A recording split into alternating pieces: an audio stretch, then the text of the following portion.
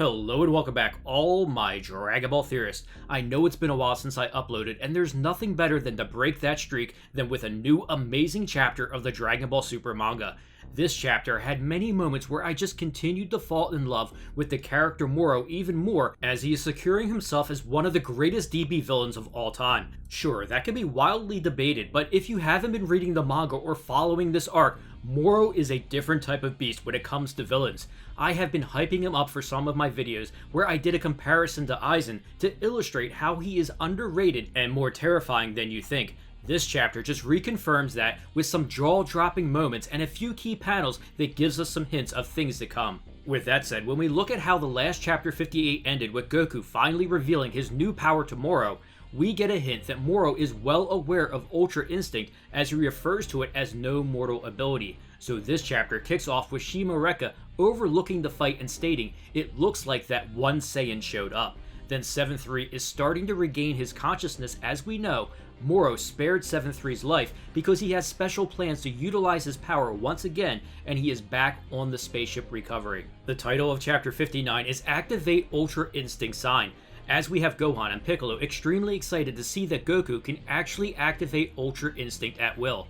Although in the very next panel, and why Goku fans should be nervous, Moro states, "To think that such a lowly lifeform could use such a divine technique. How surprising." It makes sense that Moro would be well aware of Ultra Instinct since he is millions of years old, and we haven't gotten that backstory yet on how much he knows about the gods, but later in this chapter, Moro does hint at that. Goku is ready to end this quickly, but Moro isn't concerned at all. We have the typical setup where we have everyone watching. It's finally starting for real. The fate of the Earth, no, the fate of the entire universe is riding on this fight. The entire chapter was packed with fighting between Goku and Moro, and we see Goku begin by using caution and keeping his distance, firing off attacks at range. Goku is literally punching and attacking Moro from a distance. Gohan and Piccolo are trying to follow. Is Goku attacking? Then we get Jaco with his eyes telling them he is, with air blasts I think. He's whipping his fist really fast to fire off blasts of air. Moro seems to be annoyed by this pesky attack, then uses the planet's energy to try and blast Goku from beneath him. Goku is fast with his Ultra Instinct Omen, but we see that Moro can follow him and then sends energy blasts flying. Just when you think they will hit Goku, he avoids them easily, and I love the look of UI Goku here in this panel, as he seems to take Moro by surprise. However, Moro can keep up and blocks Goku at the last minute. Goku seems to be on the offensive though, and Moro is just doing everything to just defend himself. There are several panels of just great exchange of attacks and counters between them, and it just makes me imagine how amazing this would look if it was animated. Moro comments, "This technique boasts heightened agility, so be it." Now we start to see some of Moro's true powers as he encases Goku's fists and feet in an energy that freezes him in place. Moro gritting, "I only need to immobilize you." Moro begins his assault and kicks Goku, but he is not out and manages to break the binds that were holding him in place. Goku regains his composure and at the last moment vanishes, only to appear behind Moro and ask, "Was that your magic?" That was but only a single example out of a number of my techniques. This is why Moro is so dangerous. He isn't just the most powerful villain, he has an arsenal of abilities that he has acquired over millions of years. I'm also certain he is saving the most deadly techniques last. Meanwhile, we finally get a cutaway to Vegeta, who is perfecting his technique to counter Moro on planet Yardrat. Moro is finally making his move, and the one opposing him is Kakarot. The Vegeta hype continues as it seems like everything is being set up for him to be the hero this arc. Goku is fighting Moro first, and Vegeta is learning a specific technique to win the day, which would be something this series really needs for storytelling purposes. Just give Vegeta the big W already on a villain. I would like to see a role reversal of the Kid Buu ending, where Goku sacrifices himself so Vegeta can finish Moro. Now back to the action as Moro is sending energy blasts out in every direction trying to hit Goku, but to no avail, as we see him land finally in front of everyone. "You guys back off some more." "Sure thing. Go all out and don't worry about Earth. We've already gathered up the Earth's Dragon Balls and they are at Dende's place, so we can always put everything back to normal."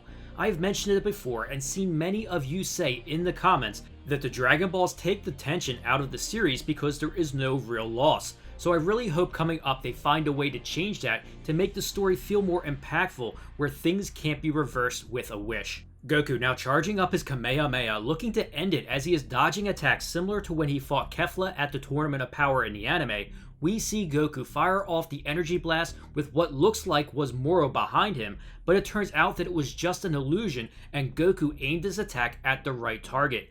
Moro gives him props. You saw through the illusion. How perceptive. Goku is well aware of the after image technique. Now Goku is looking to overwhelm him with his Kamehameha and we see everyone else gather in the distance. Well, did he come back stronger than ever? Hard to say, we aren't able to read his ki. Then Goku realizes this blast won't work and vanishes to continue the frontal assault. Every time Goku looks to get the upper hand, Moro grins and has a counter. I really like here that Moro froze Goku and then looks to pull him towards him, and Goku decides to go with the flow and accelerate towards him, raining down fist attacks as he comes in. Goku is relentless as they fall, and just when you think he is delivering the final blow, Moro also responds with an attack of his own, and thought that this was a beautiful panel here showing that. We cut back to the spectators, I mean Gohan and Piccolo, and it seems like Dad and Moro are on equal footing. Not quite. Goku's clearly faster. So can he win?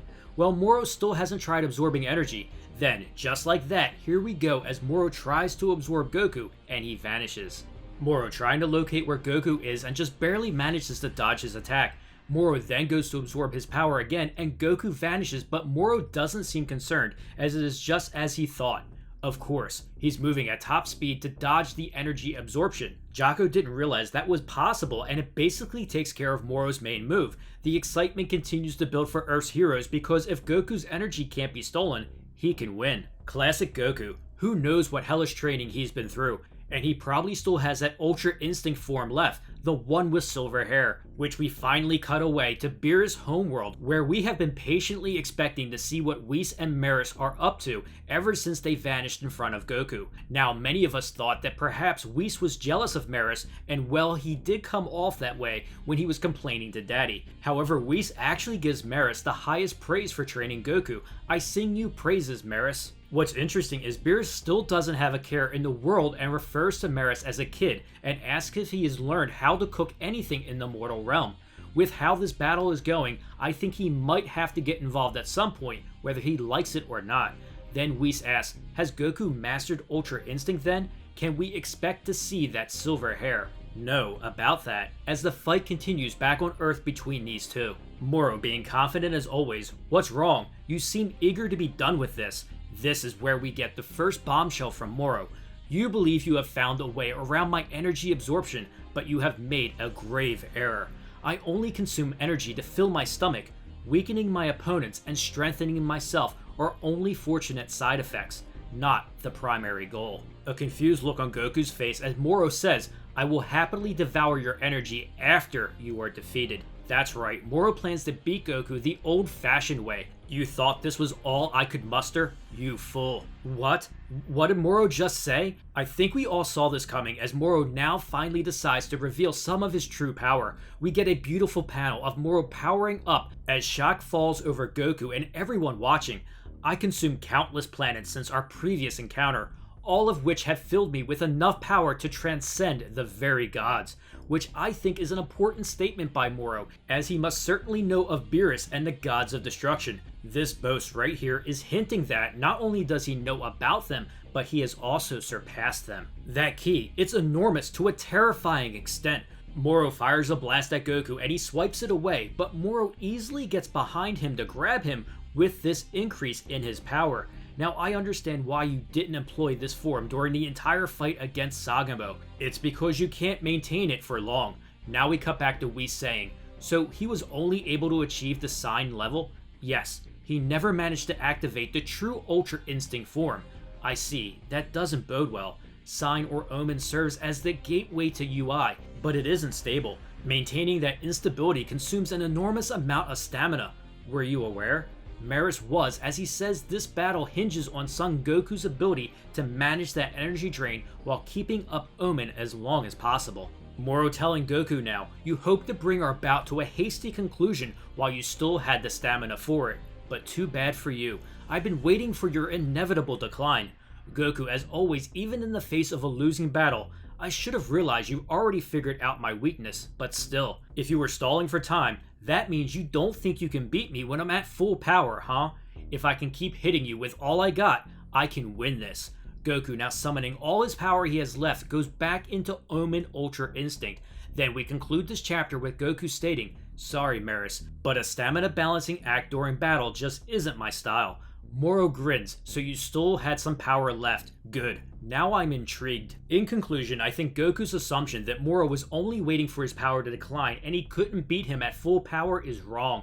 Moro is always one step ahead, and this is all going according to his plan. Moro did state that his power transcends even the gods, and we haven't seen him use any of his other techniques yet. Unfortunately for Goku, Ultra Instinct just isn't enough, and we still have 7-3 who will be utilized again by Moro. I firmly believe now that Moro's power has transcended the gods, that after he defeats Goku, he plans to use 7-3 to steal his instant transmission ability so he can get to the planet of the Kais and absorb that divine planet. If Moro has 7-3 copy the Kai ability, he can go to any universe or anywhere he wants. As always, thanks for watching, and now I want to hear from you. Do you think Moro will defeat Goku? Will Vegeta come and save Goku from certain defeat? I always love to hear your thoughts and theories in the comments below. If you enjoyed this video, don't forget to share it and smash that like button. Also, please subscribe to support the channel and turn on that notification bell to keep those theories coming.